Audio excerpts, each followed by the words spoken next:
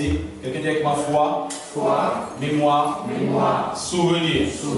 Encore foi, mémoire, souvenir. L'être humain est identifié.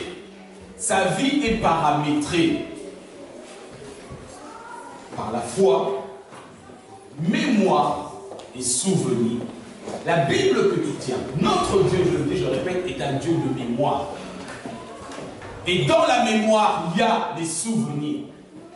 Les souvenirs ont la capacité de modeler notre présent et de manager notre avenir.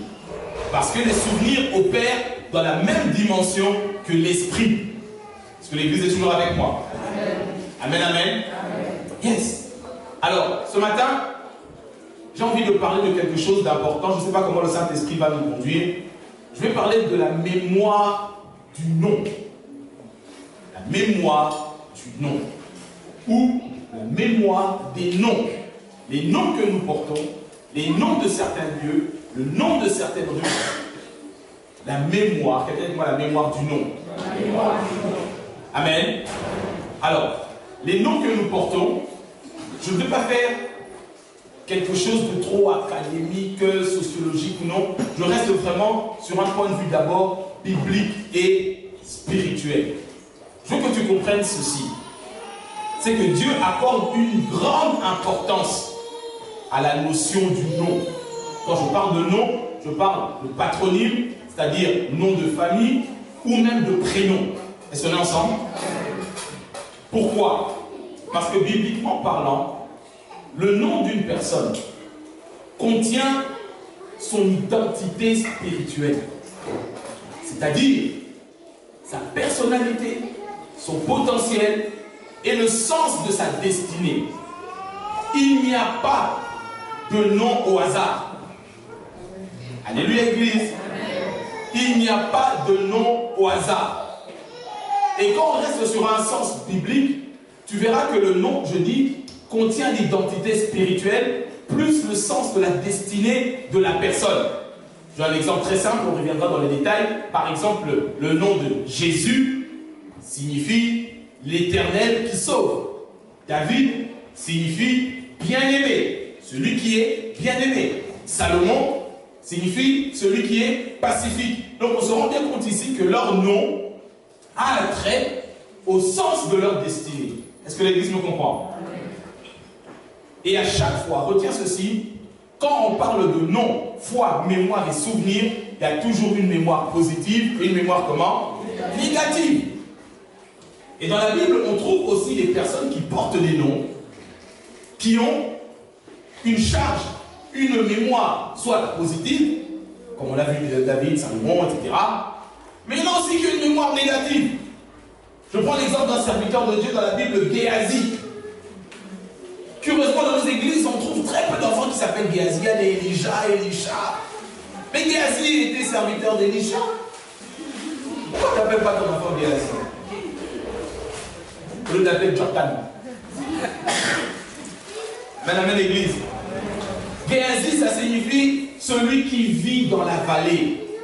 Et tu sais comme moi que Dieu représente l'être humain par la montagne égale esprit, la plaine égale le corps, l'âme, le profond, la vallée. Et on sait tous comment Géasi a fini, n'est-ce pas?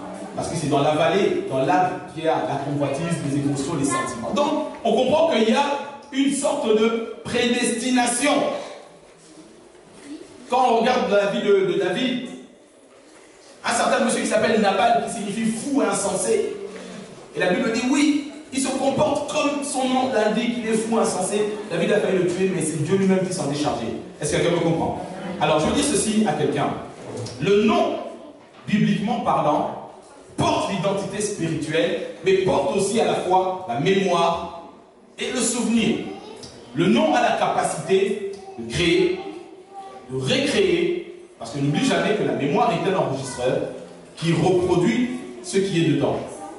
Est-ce que jusque-là ça va?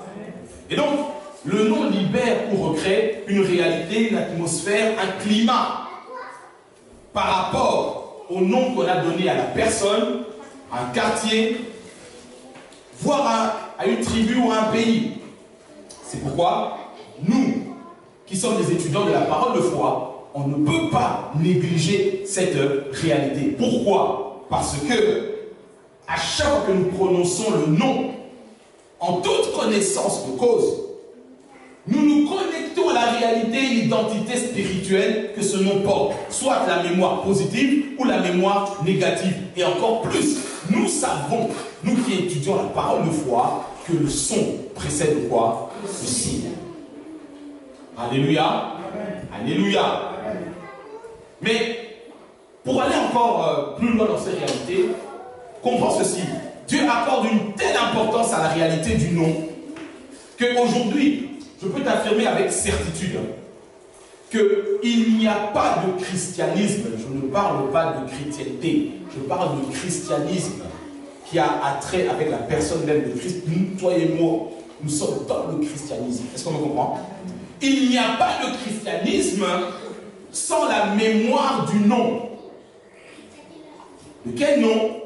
Nom de Jésus. Je ne sais pas si vous comprenez. Dites-moi la mémoire du nom. La mémoire du nom. Il n'y a pas de christianisme sans la mémoire du nom. Et quand on parle du nom de Jésus, on se connecte à l'identité spirituelle, au sens de la destinée, à la mémoire de ce qu'il a accompli, au souvenir de la puissance de son nom. À ce moment-là, on est identifié à ce même nom. Le problème qu'il y a aujourd'hui, c'est que beaucoup trop de chrétiens donnent des noms comme étant des porte-bonheur. C'est-à-dire que tu mets une vie de péché et tu as un enfant, tu l'appelles du nom du Dieu très haut, toi-même tu ne sais même pas comment ça s'écrit.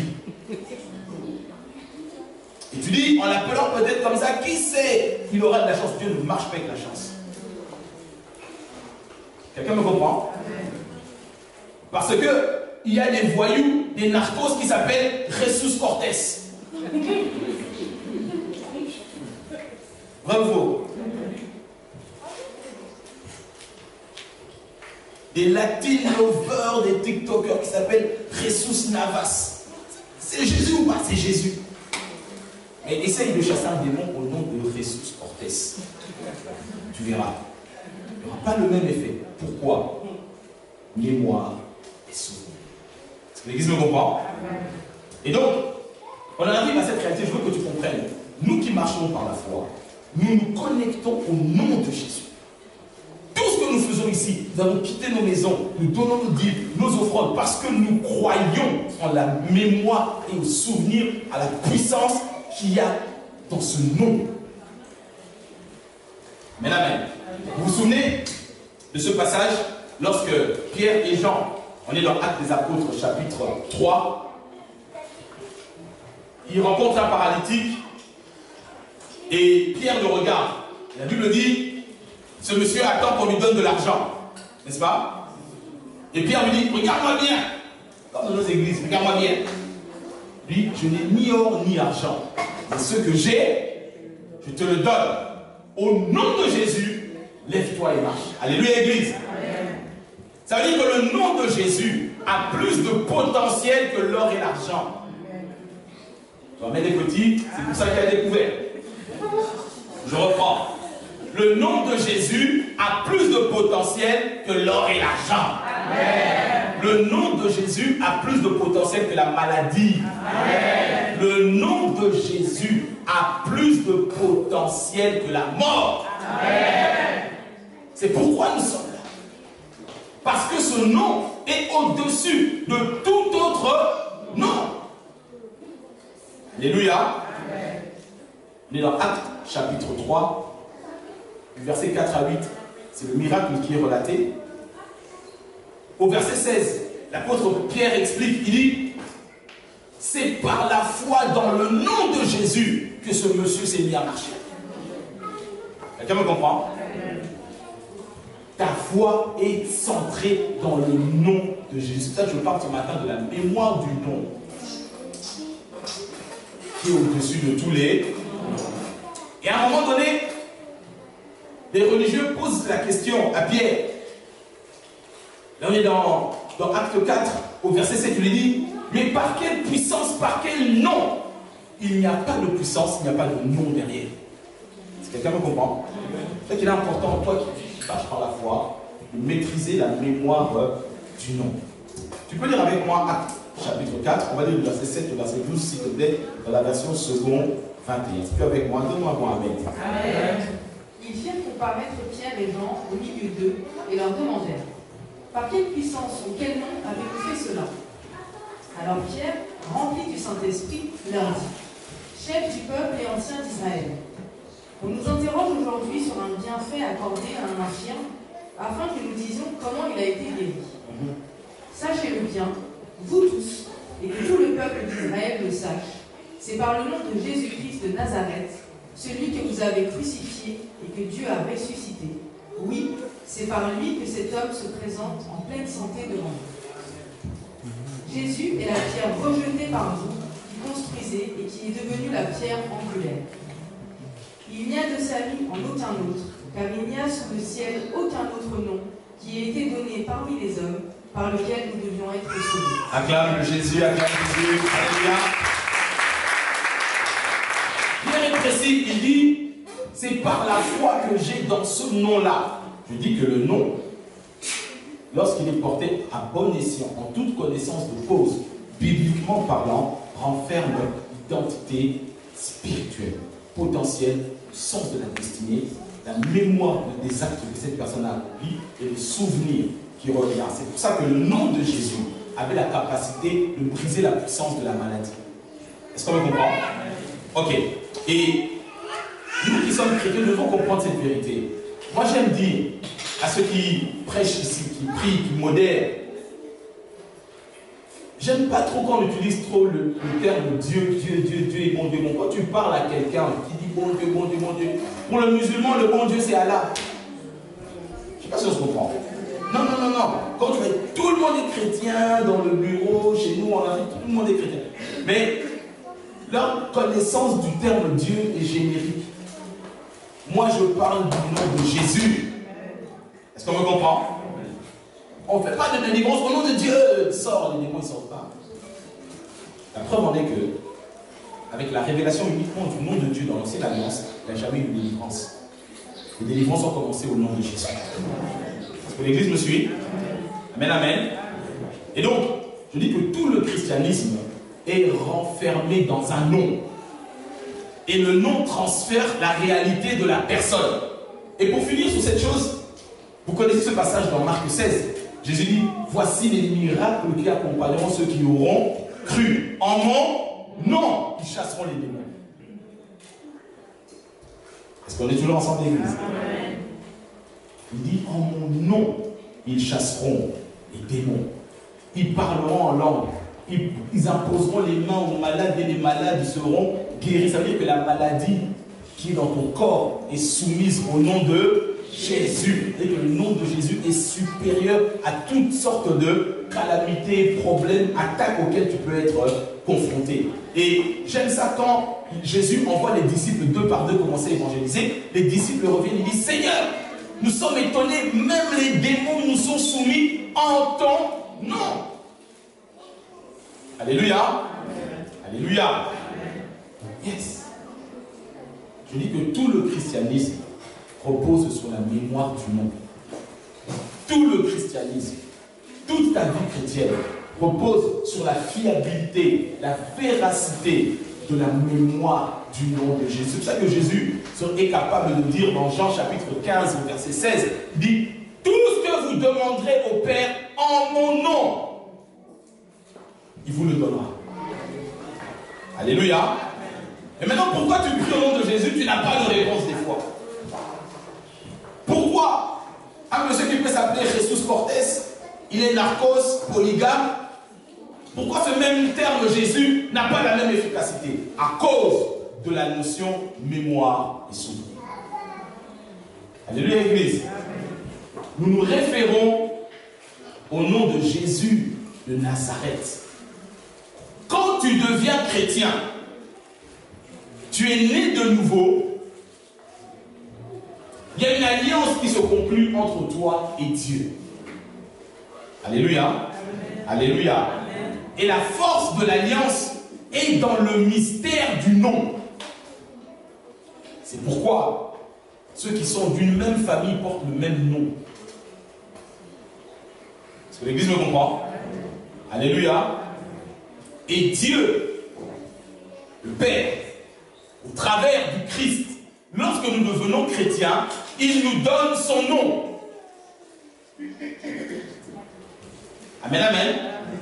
Quelqu'un qui aurait avec moi la mémoire du nom. Nous connaissons ce passage, on a chanté ici tout à l'heure, que Jésus-Christ a reçu le nom qui est au-dessus de tous les noms. C'est une réalité. C'est une réalité. Je me souviens un jour, j'étais à Pointe-Noire, Congo-Brazzaville. Et le pasteur m'a dit, je tenais un séminaire là-bas, je me souviendrai, c'était un vendredi, il m'a dit, pasteur, j'ai un cas que j'aimerais que tu puisses m'aider à traiter. Il a un jeune homme dans son église, il devait avoir 17 ans et demi comme ça. Il est devenu très rebelle à ses parents. Mais le père est un fervent soutien de l'église, en tout cas au niveau financier.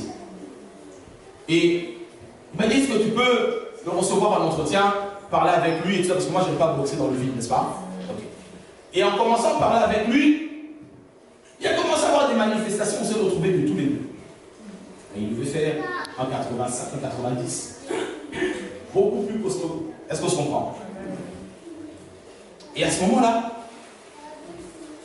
parce que dans l'entretien qu'on a eu, on a compris que quelque part, ce jeune homme et ses parents ont commencé à toucher à quelque chose pour avoir de l'argent de promotion.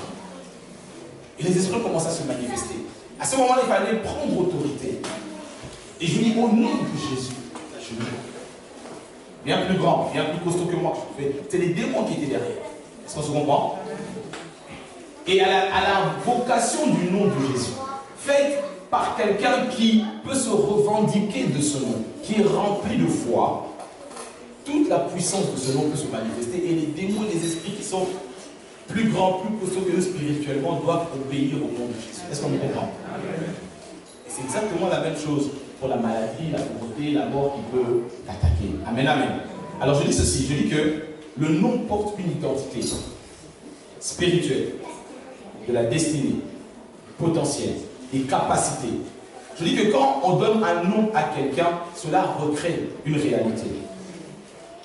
On voit par exemple Moïse, on a donné le nom de Moïse, Moshe en hébreu, qui signifie tirer des eaux, en mémoire du temps de sa naissance. Est-ce qu'on se comprend?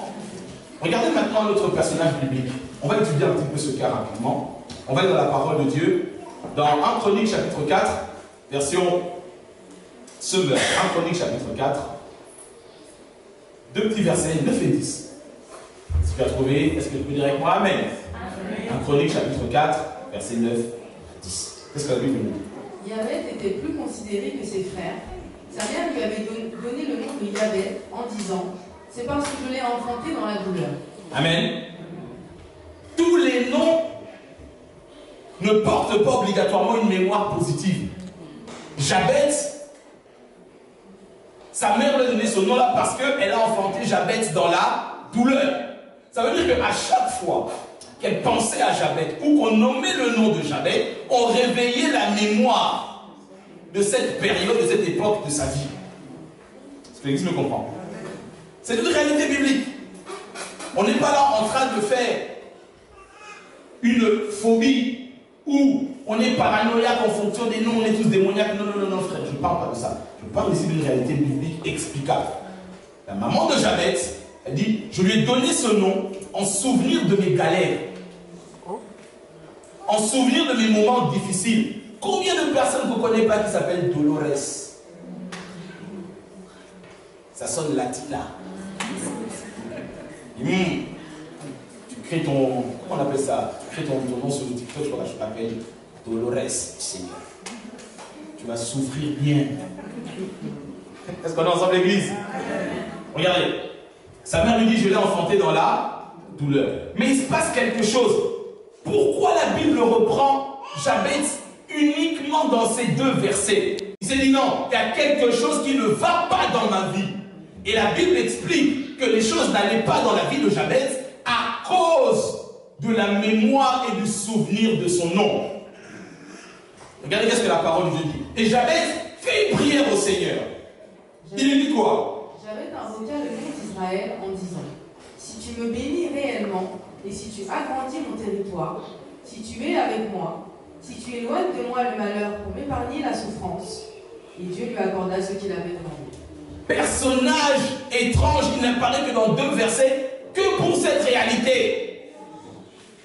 Jabez regarde sa vie, sa mère l'aimait beaucoup. Vous savez que sa mère l'aimait, pardon, qu'il était considéré, peut-être même le chouchou de sa maman. Mais sa maman dit: je t'ai enfanté dans la douleur, donc tu t'appelles Jabez Dolores. Et Jabez constate quelque chose. Il invoque le Dieu d'Israël. Il dit: Seigneur, il y a quelque chose qui ne va pas dans ma vie. 4 choses ne vont pas dans la vie de Jabez. Et ça, on le voit ici. Il dit: Seigneur, si tu me bénis. Ici, ce n'est pas si dans le sens du doute. C'est dans le sens de conditionnel avec échange. Est-ce qu'on se comprend? La première chose qu'il a constatée à cause du nom que sa mère lui a donné, à cause de la mémoire négative, Jabez n'était pas béni. Pas de stabilité, pas d'évolution dans sa vie. Pas d'évolution sociale. Première chose avec moi, pas de bénédiction. Pas de bénédiction. Deuxième chose, Jabez, il dit: si tu as grandi mon territoire, ça veut dire que ton territoire était petit et limité, ça veut dire limitation. À cause de la mémoire qui a enregistré les réalités que sa mère vivait, les souvenirs qui relèvent de l'esprit de cette période-là, Jabez pouvait faire tout ce qu'il voulait, mais ne pouvait jamais aller aussi loin que sa mère l'a été. Est-ce qu'on comprend? Il y a encore limitation. Ça veut dire que Jabez avait une vie précaire. Il n'y avait pas de grandes percées. Quelques-unes, mais pas beaucoup. Donc il dit: si tu me bénis, si tu as grandi mon territoire, si tu es avec moi, ça veut dire qu'à cause de son nom, tellement qu'il est tout le temps dans la souffrance, dans la douleur, il a perdu la conscience de la présence, de la compagnie de Dieu. Il pense que Dieu n'est plus avec lui. Mais nulle part on nous dit que Jabez est un pécheur. Est-ce qu'on comprend? La Bible ne le dit pas là en tout cas. Et les recherches ne le montrent pas non plus. Mais à cause de son nom, pas de bénédiction, limitation, il avait l'impression que Dieu n'était plus avec lui. Et regarde la 4e chose qui arrive dans sa vie à cause de ce nom-là. Il dit: si tu éloignes de moi le malheur, ça veut dire que les mauvaises nouvelles, les catastrophes, les accidents de voiture, est-ce qu'on comprend, étaient quelque chose de récurrent dans la vie de Jabez. Donc il a commencé à réfléchir sur lui-même. Et il s'est dit: non, foi, mémoire et souvenir. Je ne sais pas si quelqu'un me comprend. Amen, amen, Église. Et donc, nous devons faire attention. Pourquoi? Parce que les noms que nous portons, ou peut-être les noms du village duquel tu viens, tes parents sont venus parce que tu es peut-être né à la Riboisière. Tu vois ce que je veux dire? Mais ça n'empêche que la mémoire de la terre fonctionne. Et si tes grands-parents viennent d'une terre, est-ce qu'on me suit? Où cette terre s'appelle malheur, même si tu es né à l'hôpital américain de Neuilly-sur-Seine, la mémoire de cette terre-là, à cause de la mémoire du nom, peut te créer des problèmes. Est-ce que l'Église me comprend? Vous êtes calme, hein? Ouh là là là là. Est-ce que vous êtes avec moi? Amen. Vous allez dire Amen, pasteur. Amen, pasteur. Voilà, avec l'accent du bête, pasteur. Amen, amen. Amen. Ok, je dis ceci. Nous devons comprendre cette réalité. En tant qu'enfants de Dieu, nous sommes en train de rentrer dans une nouvelle saison, comme on a chanté tout à l'heure, comme on a prié pour cela. Le Seigneur est en train de faire un travail dans cette église. Il a commencé cette série, des prières. Le Seigneur a parlé à beaucoup de personnes qui sont venues me voir, pasteur, tu sais, j'ai vu ceci, tu as montré cela. Ça fonctionne. Mais la mémoire du nom est capitale. On ne peut pas passer à côté de cela. Alléluia. Donc on a vu ici que Jabez a analysé cette réalité. Laisse-moi te parler d'un autre personnage. Le père de la foi, Abraham. Son nom s'écrit Abraham, qui signifie père élevé. Mais quand Dieu appelle Abraham, qui vivait, on va dire aujourd'hui, en Irak, il y avait beaucoup de mouvements. Le père biologique d'Abraham s'appelle Terah. Et quoi Terah? T-E-R-A-H. Et tu sais ce que signifie Terah? Terah signifie retard. Alléluia. Terah signifie retard. Ce n'est pas par hasard que quand Dieu appelle Abraham, parce qu'ils étaient en Mésopotamie, ils sont partis avec le père d'Abraham, ils sont arrivés dans un pays, et ce pays-là, ils se sont établis. Et quand tu fais une étude biblique sur ce pays-là, c'est dans Genèse chapitre 11, ils sont restés là, et le père d'Abraham est mort dans ce pays-là. Et tu sais comment ce pays s'appelle en français? Sécheresse. Est-ce qu'on me suit? Le père d'Abraham, et même Abraham, c'était païen, il ne connaissait pas Dieu, il fabriquait des idoles, etc. Mais Dieu lui a fait grâce, il lui a dit, viens. Et ils sont partis avec Lot, avec le père d'Abraham, ils sont arrivés sur une terre, ils se sont installés. Cette terre-là, en français, ça s'appelle sécheresse, ou disette, ou famine. Est-ce qu'on me suit? Tout pays n'est pas pays. Je ne sais pas si les Ivoiriens disent ça, tout pays n'est pas pays. Je ne sais pas si on se comprend. C'est pas toujours bon. Mais écoute-moi. Genèse chapitre 12, verset 1er. Version parole de vie, et on lira aussi dans la version lu second. Le verset 1er. Dieu apparaît à Abraham et l'histoire de la foi commence ici. Est-ce que l'église me suit? Regardez que c'est la parole de Dieu nous dit. Le Seigneur dit à Abraham, quitte ton pays, ta famille et la maison de ton père. Puis va dans le pays que je vais te montrer. Alléluia. La marche de la foi commence par un détachement. Dieu dit à Abraham, il dit, quitte quoi? Dans l'ordre, ton pays, la terre d'où tu étais tiré. Deuxièmement, ta famille. Troisièmement, la maison de ton père. Alléluia. Et la maison du père est caractérisée par le nom. Amen. Il n'y a pas de maison de père s'il n'y a pas de patronyme. Dieu insiste. Il dit, quitte le pays. C'est-à-dire la mémoire de la terre, la poussière. Je te renvoie cet enseignement. Deuxièmement, quitte ta famille. Et ensuite, la maison de ton père. C'est-à-dire, détache-toi du nom que ton père porte, qui signifie retard. Alléluia. Alléluia. Au travers du nom, du lien du sang, se crée aussi dans nos familles, qu'on le veuille ou non, ce qu'on appelle un lien d'âme. Alléluia. Un lien quoi? D'âme. C'est-à-dire que l'âme de celui qui t'a engendré, de celui d'où tu descends, peut être attaché à ton âme et te faire vivre les mêmes réalités, soit la mémoire positive ou négative de ce père-là. Alléluia, Église. Je trouve trop calme. Je ne comprends pas. Qu'est-ce qui se passe? Vous êtes avec moi ou vous êtes en vacances? Je sais pas. Amen. Ok, regardez. C'est une réalité biblique ce que je dis. Vous vous souvenez lorsque Joseph a voulu commencer à piéger ses frères? Il a dit à un moment donné, vous partez, mais gardez, laissez-moi Benjamin. N'est-ce pas? De mémoire, je crois que ça doit être Genèse 44-30, Darby. Parce que j'ai lu ça dans Darby.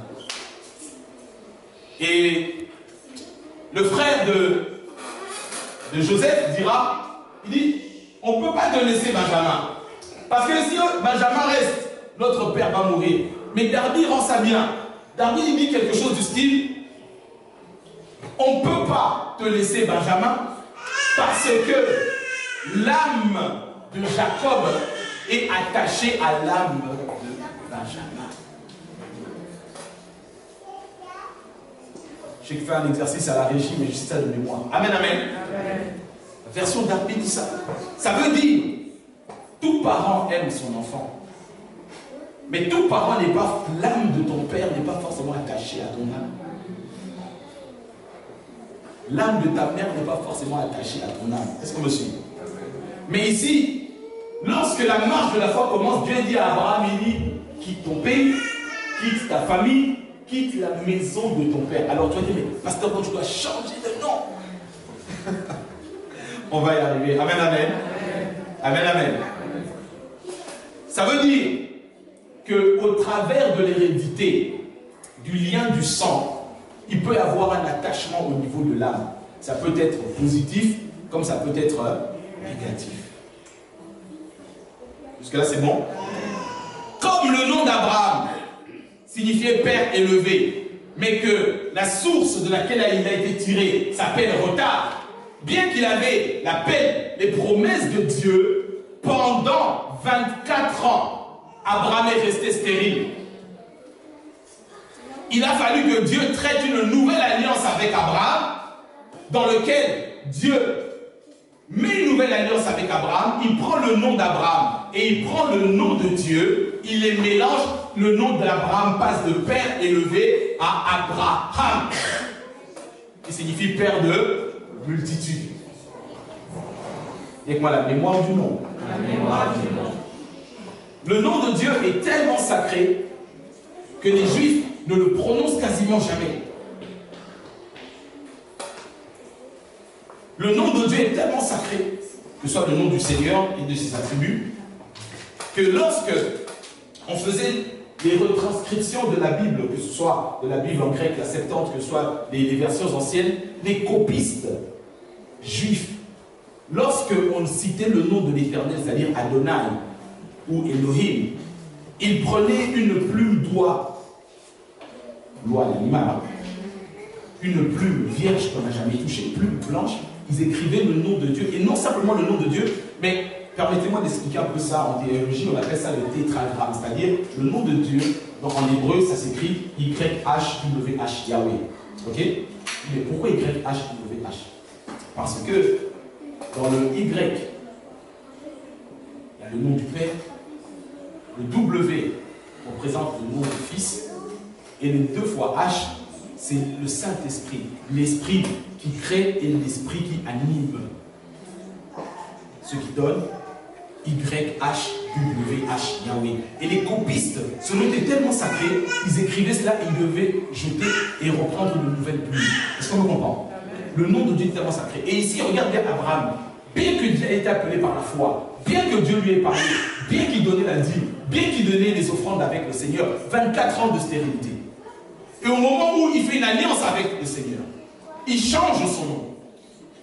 Et le nom du Seigneur est rentré dans son nom. Le nom de Sarah a été changé. Est-ce qu'on me suit? Un an après, ils ont eu Isaac.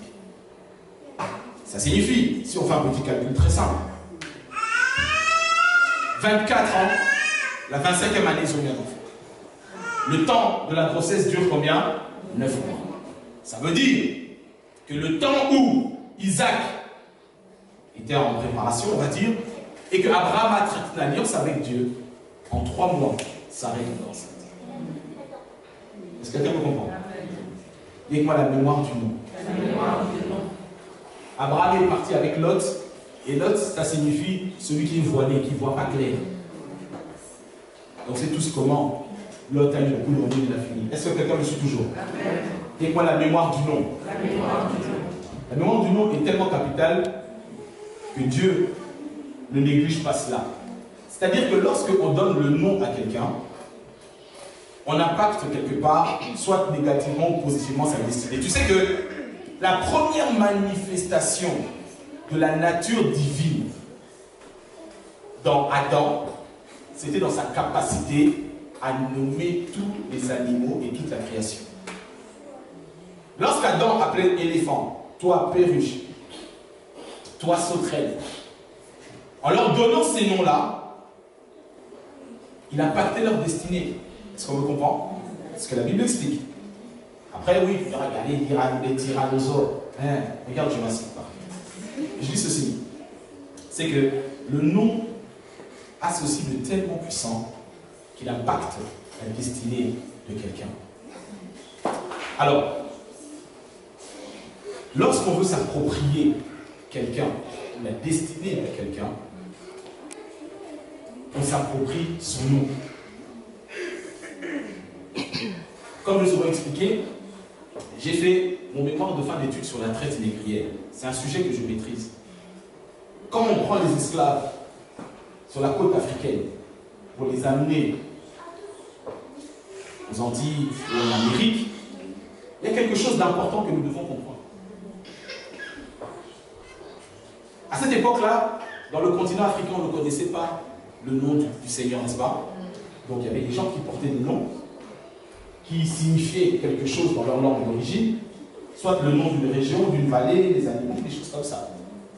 Mais lorsque ils ont été pris par la traite négrière, lorsqu'ils arrivent, ils débarquent au Nouveau Monde, une des premières choses que les maîtres d'esclaves font, ils changent leur nom. Amen. Je renvoie encore à ce livre, dans le livre que le film Racine. Je repose la question, qui a lu Racine? Ah. Il y a un épisode vraiment frappant dans ce film, mais je préfère le livre, dans le livre on explique comment. Il arrive aux États-Unis. Son nom africain, Kunta Kinte, guerrier soldat. Lorsqu'il a été acheté par les Américains, il arrive dans la ferme là, son maître lui dit, à partir de maintenant, tu t'appelles Kunta Kinte, tu t'appelles Toby. Il lui dit, jamais, je suis guerrier mandingue d'Afrique de l'Ouest, Westaf, et je reste Kunta Kinte. On a commencé à le supplier, c'est-à-dire à le fouetter jusqu'à ce qu'il perde connaissance, presque mort sans suite. Parce qu'il savait qu'en perdant son nom, il perdait son identité. Est-ce qu'on le comprend? Maintenant qu'on comprenne ceci, frères et sœurs chrétiens, vous qui venez des Antilles ou des îles, il y a deux choses qu'il faut bien comprendre sur cette réalité. C'est-à-dire que les patronymes ou les noms que les esclaves portaient sont issus de la servitude, n'est-ce pas? Il y a deux choses différentes qu'il ne faut pas confondre. Quand tu fais cette étude, permettez-moi d'expliquer un peu le contexte, sans trop rentrer dans le cours, mais il faut quand même comprendre d'où nous venons, c'est important. Aux États-Unis, tu verras que la plupart des esclaves portent les noms de leurs propriétaires. Ce qui peut porter à la fois une mémoire positive, tout comme une mémoire négative. Est-ce qu'on me suit? Principalement une mémoire négative, pourquoi? Parce que ce nom est issu de la servitude. Est-ce qu'on me comprend? Donc tu as des Noirs américains qui s'appellent Washington, qui s'appellent Roosevelt, et ils viennent d'Afrique. En Afrique noire, chez moi, il n'y a pas de Roosevelt. On comprend? Ok. Par contre, dans les possessions françaises, pendant la traite négrière, il était interdit aux Blancs de donner leur nom à leurs esclaves noirs. Non seulement cela, mais aussi à cause de la loi française avec Louis XIV, ce qu'on appelle le Code noir. Qu'est-ce que le Code noir? Le Code noir assimilait l'esclave à une propriété ou à une chose. Donc le maître ne pouvait pas décemment prendre son nom à lui, lui donner une chose. Vous vous rendez compte comment c'est cruel? Bien plus que cela, on donnait aux esclaves des noms d'objets. Et plus souvent des noms ridicules pour les abaisser. Est-ce qu'on me comprend? 1848, c'est cours d'histoire, hein? Non, mais il faut comprendre. 1848, fin de l'esclavage. Maintenant, les esclaves libérés avaient la possibilité de choisir eux-mêmes leur propre nom. Mais malheureusement, ce qui s'est souvent produit, beaucoup d'entre eux ont décidé de prendre le même nom que le maître. Est-ce qu'on comprend? C'est compliqué. Ça ne veut pas dire que parce que tu viens des Antilles que ton nom a une connotation satanique ou démoniaque. Non, je dis quelque part, check. Parce que si l'ancien maître avait donné un nom à une connotation bizarre et que toi tu l'as gardé, que tu le veuilles ou non, chrétien ou pas, à un moment donné, tu dois te détacher du souvenir que ce nom a porté. Je ne dis pas que demain, tu arrives à la mairie, on va dire, vous venez tous de cette église-là, c'est bizarre. On va enquêter sur moi. Non. Je ne dis pas ça. Amen, amen. Non, je ne dis pas ça. Je dis qu'à un moment, il faut checker. Même chez nous, je me souviens, j'ai grandi dans une église où on avait un pasteur responsable des groupes. Et son nom de famille signifiait littéralement maudit. En chez nous, ça signifiait maudit. Il a grandi comme ça, c'était son nom. À un moment donné, il s'est rendu compte que ce n'était plus compatible. Est-ce qu'on me comprend? Je suis arrivé ici en France et j'ai croisé un pasteur. Son nom en Kikongo signifie chemin de malheur. Chemin de malheur. Homme de Dieu, moi. Mais en Kikongo, chez nous, dans le patois, son nom signifiait chemin de malheur, chemin de souffrance. Douleur, chez nous, ça se dit Bassi. Oh, moi, le rappeur Bassi, j'ai appelé ma fille Bassi. Tu sais pas d'où ça vient, Tantine. Est-ce qu'on se comprend? Et son nom signifie chemin de souffrance dans l'évangile. Mais le jour où il a changé son nom, il a enlevé Bassi pour mettre qui signifie la joie. Son ministère a changé du tout au tout. Est-ce qu'on me comprend? C'est une réalité que tu le veux, il est témoin. Mais comme Abraham, Dieu lui dit, quitte ton pays. Ça veut dire, check d'où tu viens. 2, check ta famille. 3, check ton père. Ou même si tu portes le nom de ta mère parce qu'il ne voulait plus entendre parler de ton père. Il y a un travail. Est-ce que l'église est toujours avec moi? Au calme, ça va, ça peut racheter quoi ça? Je vais voir. Amen, amen. Alors, je vais expliquer une réalité. Est-ce qu'un chrétien peut changer de nom? Je dis oui, mais. Amen, amen. Tu peux changer de nom sous certaines conditions.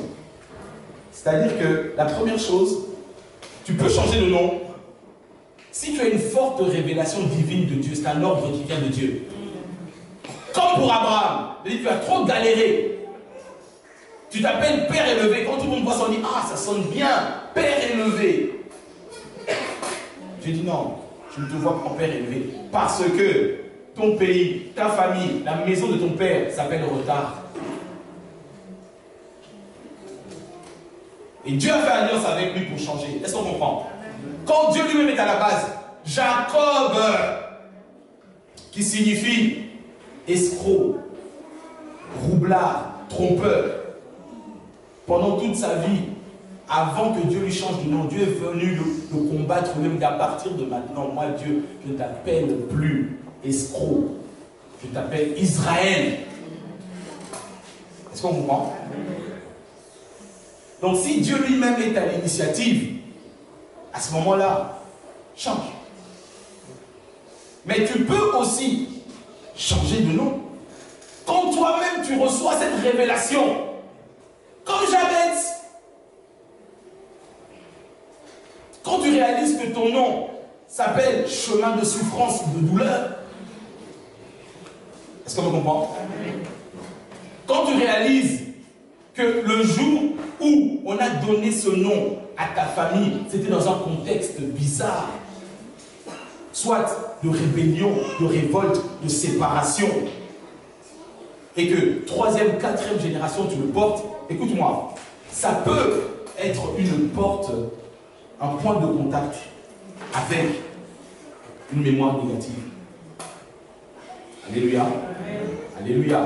Parce que tu peux appeler ton enfant Chantal.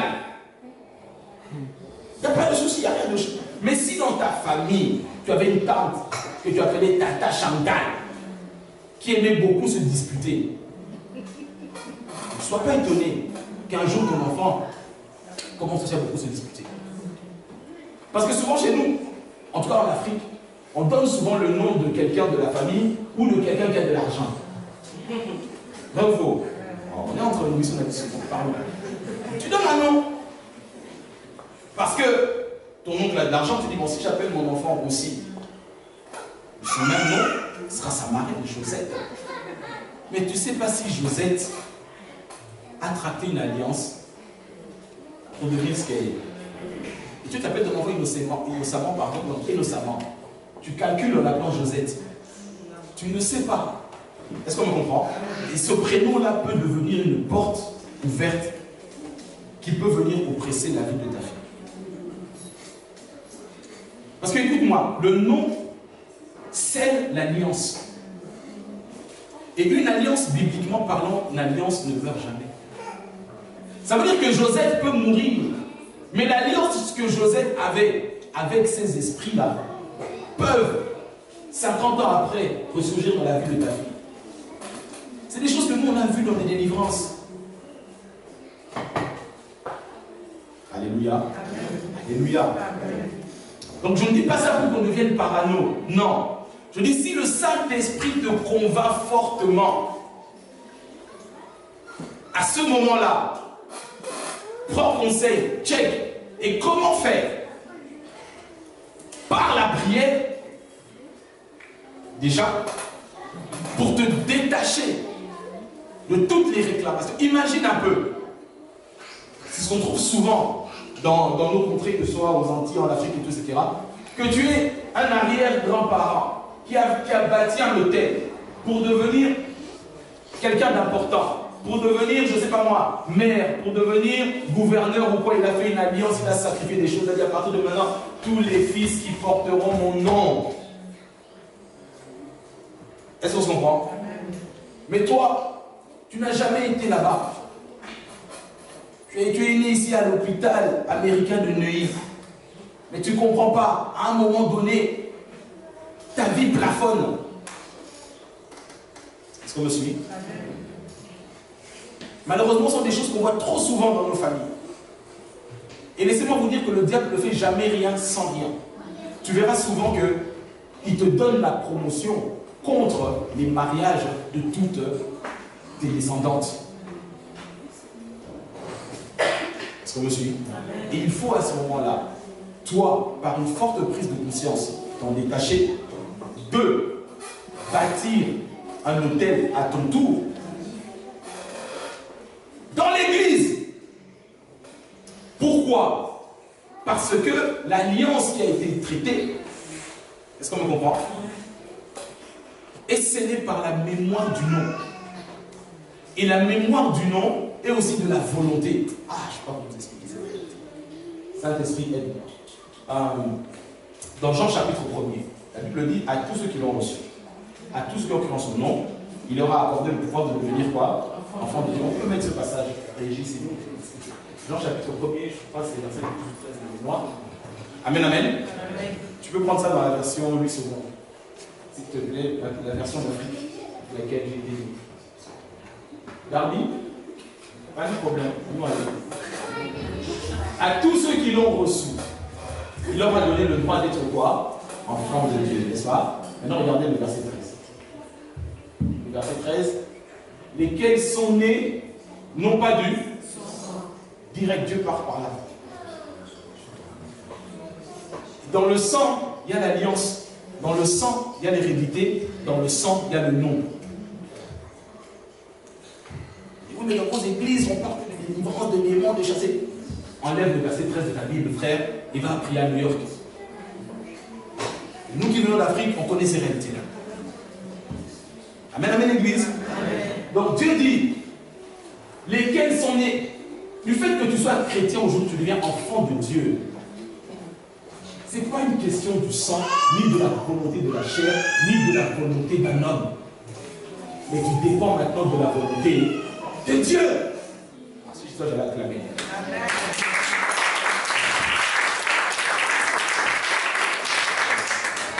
Amen, amen. Donc, je te souviens par exemple, Naomi, dans le livre de Ruth, lorsqu'elle a perdu son mari, elle a perdu ses fils, et même elle a dit à partir de maintenant, ne m'appelle plus Naomi, appelle-moi Mara. Mara qui signifie amère. Ne laisse plus ta situation te définir. Je dis encore une fois, ne laisse plus ta situation te définir. C'est pas parce que tu traverses des moments difficiles que tu dois être identifié à la pauvreté. C'est pas parce que tu traverses des moments compliqués que tu dois être identifié à la stérilité. Amen, amen, Église. Amen. Ne laisse plus le nom de ta famille te définir. C'est-à-dire que si dans ta lignée, on a dit que les femmes ne se marient pas et qu'elles seront toutes mères avant le mariage, ne laisse plus ça se définir au nom de Jésus. Amen. Si on a dit que dans cette famille, tous les hommes, même s'ils ont des diplômes, seront tous smicards, ne laisse plus cela. Pourquoi? Parce que tu es né non pas de la volonté du sang. Alléluia. Est-ce que l'Église comprend? Amen. Donc je dis ceci. Est-ce qu'un chrétien doit changer de nom? Je dirais pas tout le temps. Ou pas obligatoirement. Est-ce qu'on comprend? Parce qu'aujourd'hui, on a par exemple, dans nos milieux afro, l'envie de revenir un peu au nom africain, ceci. Dire, ton fils, je vais l'appeler Chaka, parce que Chaka c'est un grand roi africain. Hey! Chaka Zulu, c'est le plus grand roi Zulu, c'est vrai, mais c'est le plus sanguinaire et le plus satanique. Les sacrifices humains que ce monsieur a fait, tu ne peux pas imaginer. Et tu dis, moi j'ai étudié ça, je peux te dire. Il n'y a pas eu de roi plus guerrier en Afrique que Chaka Zulu. Que même l'empire britannique de la reine Victoria ne pouvait même pas le battre. Imagine. Tu dis, non, mais pourquoi on appelle mon fils Jean Roger? Je suis noir, je viens d'Afrique. Alors mon fils l'appelait Chaka.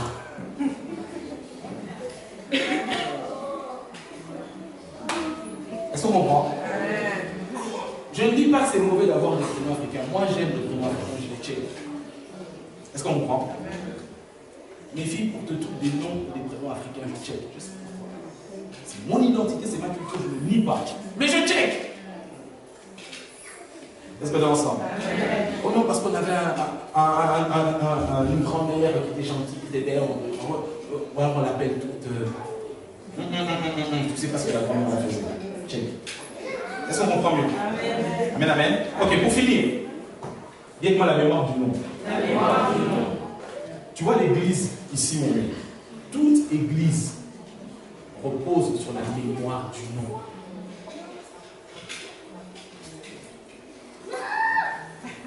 C'est fort ce que je dis. Je ne sais pas si tu comprends. Dans 2 Chroniques 7, Dieu dit, si mon peuple sur qui est invoqué mon nom, c'est-à-dire qui s'identifie, qui porte mon nom, s'humilie, prie, abandonne ses bonnes... On va dire le passage là. Je cite, mais je crois que vois dans tes yeux, tu ne connais pas. Amen, amen. Ok. Prends ce passage avec moi. 2 Chroniques 7, 14 à 16. On va faire dans la version second 21. C'est lorsque Salomon dédicace le temple. Pourquoi il est important de venir à l'église? Parce que le nom du Seigneur réside ici. Il y a des délivrances, même nous qui pratiquons la délivrance, on ne le fait pas n'importe où. On le fait ici parce que c'est un lieu consacré. Le nom du Seigneur réside ici. Regardez ce que la Bible dit. Allons-y, sœur. Si mon peuple, celui qui porte mon nom, s'humilie, prie et me cherche, et s'il renonce à ses mauvaises voies, je l'écouterai du haut du ciel, je lui pardonnerai son péché, et je guérirai son pays. Désormais, mes yeux seront ouverts, et mes oreilles attentives à la prière faite à cet endroit. À cet endroit. Donc, il y en a qui vont dire, oui, mais maintenant on peut prier Dieu partout. Non, il y a des endroits. Est-ce qu'on me comprend? Ensuite, on continue. Maintenant, je choisis et je consacre cette maison pour que mon nom y réside éternellement, et j'y aurai toujours mes yeux et mon cœur. Amen, amen. Amen. C'est pour ça que l'église est sacrée. Dieu il dit, j'ai choisi cet endroit pour que mon nom y réside. Et je vous ai dit que le nom porte l'identité spirituelle potentielle plus le sens de la destinée de la personne. Si tu cherches le Seigneur, il y a des prières que Dieu ne te répondra pas quand tu pries chez toi. Il y a des prières, il y a des contacts que tu auras que quand tu es ici. Alléluia. Alléluia. Je vous ai souvent donné ce témoignage. Moi-même, il y a des fois où je prie chez moi, Dieu me dit non, ça, viens traiter ici. Il y a des cas où je suis arrivé, je prie chez les gens, les démons se manifestent, le Seigneur me dit arrête ça, amène-le chez moi. Est-ce qu'on comprend? C'est une réalité importante. Alors, troisième chose, on a dit un, par décision divine. On a vu Abraham, Jacob. Quand même faire une parenthèse. Souvent, on retrouve chez nous, ici, les Africains, peut-être un peu moins chez les Antillais, mais les Africains qui arrivent en Europe, qui sont arrivés dans les années 80, 90, début des années 2000, pour X ou Y raison, on ne juge aucunement. Mais pour des raisons X ou autres, ont changé leur nom de famille. Ça existe.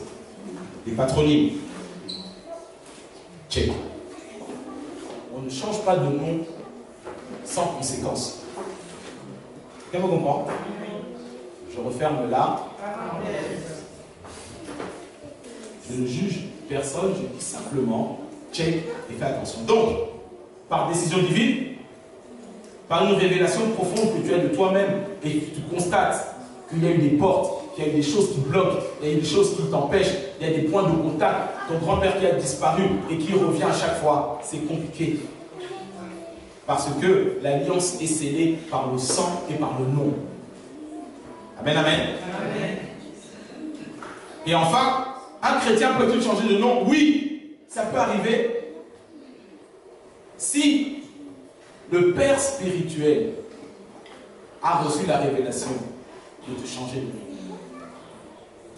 Alléluia, Église. Laisse-moi te donner quelques exemples bibliques pour que tu comprennes. Par définition, le Père spirituel, ça signifie la source. Le canal que Dieu utilise pour t'apprendre les réalités de Dieu. Il rendra compte de ton âme devant le Seigneur. Dieu peut passer soit directement il te parle, ou il peut passer par ton Père spirituel. Jacob, lorsqu'il a béni ses enfants, Jacob faisait déjà office de Père spirituel. On a déjà parlé avec Ruben, vous vous souvenez de ça, non? Lorsque Jacob a eu 2 fils avec la femme qu'il aimait, Rachel. Le premier, c'était Joseph.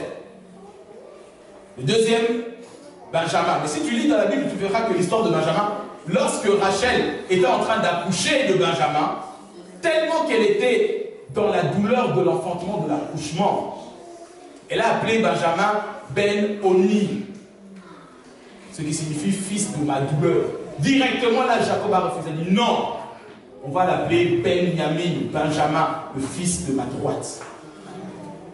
En tant que père spirituel, il a pris l'autorité pour refuser et ce nom-là a engagé la destinée de Benjamin.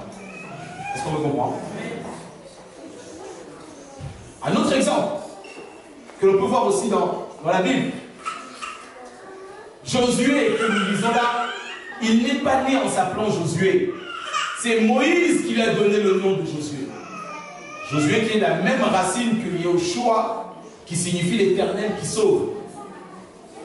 Josué s'appelait avant Osée, qui n'est pas un nom avec une mémoire négative. Mais pour qu'il rentre dans sa destinée, son père spirituel a dû lui changer de nom. Parce que le père spirituel a des comptes à rendre vis-à-vis de Dieu pour ton âme. Est-ce qu'on me comprend? C'est important. Alléluia. Tu me dis, oui, mais ça c'est dans l'ancienne alliance. Non, faux. Dans la nouvelle alliance aussi. J'ai dit, Simon, à partir d'aujourd'hui, on t'appellera plus Simon, mais on va t'appeler. Et sur cette pierre, je bâtirai. Amen. L'apôtre Paul s'appelait Saül. Celui que Dieu a désiré en nous. Mais à cause de ce qu'il avait accompli, il ne pouvait plus exercer le ministère avec ce nom-là. Il a pris le nom de Paul. Paul qui signifie petit. Pourquoi? Parce qu'il se considérait comme le plus petit des apôtres. Ce qui ne l'a pas empêché de faire des grandes choses. Est-ce qu'on me comprend? Alléluia. Alors, laisse-moi finir par cette réalité. La Bible parle de cette réalité et je veux te faire rentrer là-dedans et ne pas s'arrêter là. Moi, je parle, ça n'engage que moi. Mais je dis ceci. La volonté de Dieu. Tu ne peux pas aller loin avec Dieu si tu n'as pas un nom nouveau. Je dis encore, je ne veux pas d'enquête policière, juridique demain. Vous tous allez à la mairie changer de nom. Je ne parle pas de ça. Je parle de nom nouveau selon le Seigneur. Est-ce qu'on me comprend? Regardez, on a fait dans nos cellules cette année une étude sur les 7 vainqueurs des 7 églises, n'est-ce pas? On a fait la lettre aux 7 églises et chacune de ces lettres se terminait par la même chose, au vainqueur, n'est-ce pas? À celui qui vaincra, que celui qui a des oreilles pour entendre, entendre. Maintenant, regardez ce que Dieu dit à la deuxième église directement. On va aller dans Apocalypse chapitre 2, verset 17 dans la version second 21. Que celui qui a des oreilles écoute ce que l'Esprit dit aux églises. Au vainqueur, je donnerai à manger de la manne cachée, et je lui donnerai un caillou blanc. Sur ce caillou est écrit un nom nouveau que personne ne connaît, si ce n'est celui qui le reçoit. Amen, amen. Dites-moi un nom nouveau. Un nom nouveau. Le nom nouveau, ici, dont le Seigneur parle. Il dit celui qui vaincra, celui qui devient un chrétien. Le Seigneur s'engage à lui donner un nom nouveau. Déjà, celui qui est dans la maison de Dieu, il se nourrit de la manne cachée. Ça veut dire que ce n'est pas à la portée de n'importe qui. Est-ce qu'on me comprend? La manne cachée, c'est la parole révélée. Il dit, il va se nourrir de la manne cachée et Dieu lui dit, je vais lui donner un caillou blanc et c'est sur ce caillou blanc, il y a un nom nouveau, secret, que personne ne connaît, sauf Dieu et celui qui porte ce nom. Alors le caillou là, tu dis, mais c'est quoi? En réalité, dans l'ancienne alliance, la Bible explique la Bible, dans l'ancienne alliance, les sacrificateurs, souverains sacrificateurs, portaient une tenue avec des pierres précieuses. Et sur ces pierres-là, il y avait aussi un caillou blanc. C'est le symbole de la consécration et du service. Donc, quand tu veux commencer à servir Dieu, que tu es planté dans une église, Dieu te donnera un caillou blanc. Et sur ce caillou blanc, il sera écrit un nom nouveau. Ce nom nouveau effacera tous tes échecs et tes malheurs passés. Est-ce qu'on comprend mieux? C'est-à-dire que tu as été confronté à des échecs, tu as été confronté à des insultes, tu as été confronté à de la pauvreté, à la maladie. Quand tu reçois ce nom-là, tu es consacré. Est-ce qu'on me suit? Amen. Je veux dire ceci, c'est que ce n'est pas une question d'aller à la mairie et de changer de patronyme. Non. C'est que quand tu t'engages à servir Dieu, de là où nous avons été tirés, il y a forcément à boire et à manger. Est-ce qu'on me comprend? Impossible. Si tu es un Renoir, est-ce qu'on me comprend? Si tu es un Renoir, pour qu'on me comprenne bien, que tu viennes d'Afrique ou des Antilles, tu dis, chez moi, il n'y a jamais de sorcellerie et de magie. Je dis, change de couleur, parce que même chez les Blancs, on en trouve. Est-ce qu'on me comprend? Ce n'est pas une question d'être parano, mais je dis que de nos origines, il y a à boire et à manger. Il y a à boire et à manger. Dieu dit, tu veux me servir à un moment donné, je te donnerai un nom nouveau. Ce nom correspond à ta destinée, à ta mission. Personne ne l'a connu, cherche-la. Demande au Seigneur, je veux me voir comme toi tu me vois. Pourquoi Dieu arrive et dit à Gédéon, debout, vaillant héros? Parce que Dieu voyait Gédéon comme un héros. Alors que pour les autres, ils venaient d'une petite famille, etc., n'est-ce pas? Dis-moi un nom nouveau. Il est temps que dans ta marche avec Dieu, que Dieu puisse t'appeler d'un nouveau. Tu peux demander au Seigneur, Seigneur, appelle-moi d'un nom nouveau. Tu sais, ça peut même être ce même nom-là. Mais quand tu rentres dans une nouvelle saison, Dieu t'appelle, c'est différent. Ah, laisse-moi te démontrer publiquement. Lorsque Jésus ressuscite, ils viennent tous au tombeau. Jean, Pierre et tout ça là. Il y avait aussi Marie. Marie, elle servait le Seigneur, n'est-ce pas? Et elle croise un monsieur, elle pense que c'est un jardinier. Elle dit, monsieur, s'il vous plaît, où est-ce que vous avez mis le corps de mon Seigneur? Et pourtant Jésus lui parle, il dit, mais femme, pourquoi tu pleures en fait? Mais elle ne le reconnaît pas, n'est-ce pas? Mais à un moment donné, la Bible dit, Jésus l'appelle, lui dit, Marie. Ses yeux s'ouvrent, elle dit, Rabouni. Ça veut dire que tu peux avoir le même prénom, mais quand Jésus va t'appeler dans une nouvelle saison, son nom devient un nom nouveau. Catch la révélation. Amen. Vous comprenez? Dis-moi la mémoire du nom. La mémoire du nom. C'est trop important. À un moment donné, quand tu es plus bas que terre, Tu entends le Saint-Esprit te dire, sacrificateur, lève-toi. Mais Seigneur, regarde, tu es encore tombé dans ce péché. Il te dit, ah, modératrice, lève-toi. Est-ce qu'on comprend? C'est pas obligé d'aller à la mairie. Marie, c'est le même nom. Mais quand Jésus l'a appelé, en insistant, il a dit, Marie, nom nouveau, saison nouvelle, les choses ont changé. Je suis intimement convaincu que tu ne peux pas aller loin avec Dieu si tu ne portes pas un nom nouveau. Alléluia. Amen. Alléluia. Amen. Mais il faut le faire avec intelligence. Il y a des frères qu'on connaît, ils s'appellent René, et demain ils changent, ils deviennent Zorobabel. Mes frères, ça vient nous-mêmes. Il dit non, mais c'est un grand prêtre, moi je m'appelle Zorobabel. Alors pourquoi tu ne mets pas les de ça? Est-ce qu'on comprend? C'est de la dimension de l'esprit. Dernier passage, je s'arrête là. Isaïe 62. Isaïe 62, second 21, versets 2 à 4. Donc, le nom nouveau est important. Parce que le nom porte la mémoire de l'identité spirituelle. Amen, amen. Amen. Verset 2 à 4. Alors les nations verront ta justice et tous les rois ta gloire. Et l'on t'appellera d'un nom nouveau, défini par l'Éternel lui-même. Dis avec moi, nom nouveau, défini par l'Éternel lui-même. Je parle à quelqu'un, je dis qu'à partir de maintenant, les païens doivent voir ta gloire. Amen. Cette gloire-là, c'est le savoir-faire de Dieu dans ta vie. Amen. Et ils vont commencer à t'appeler différemment. Est-ce que vous comprenez? Si tu te définissais que par la Twingo que tu as, ils vont changer de Twingo à autre chose. C'est pas comme la Twingo, est-ce que vous comprenez? Mais dans le sens de te limiter, on t'appellera toujours 2 chevaux. On me suit? Non. Les païens doivent voir. Et le nom que l'Éternel a défini pour toi devient ton partage à partir de ce matin au nom de Jésus. Amen. Verset 3. Tu seras une couronne splendide dans la main de l'Éternel, un turban royal dans la main de Dieu. On ne t'appellera plus abandonné. Ah, dis ton voisin, on ne m'appellera plus abandonné. Oh. On ne m'appellera plus fauché. Oh. C'est fini.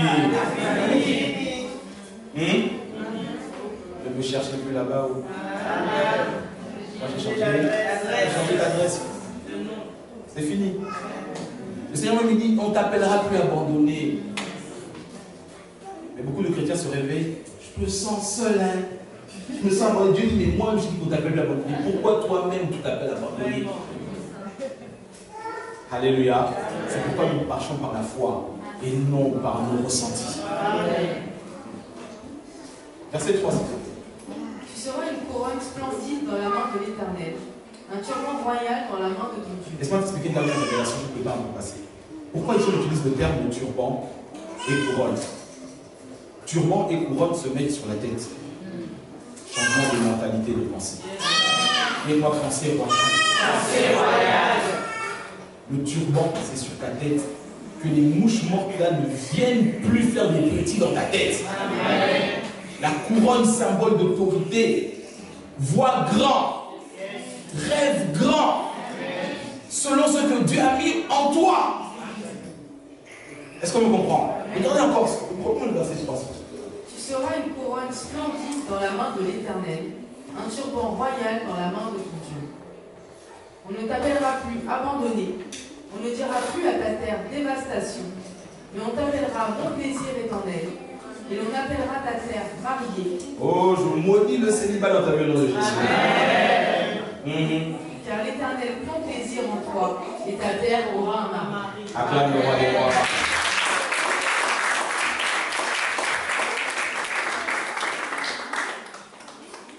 Est-ce que tu as été béni ce matin?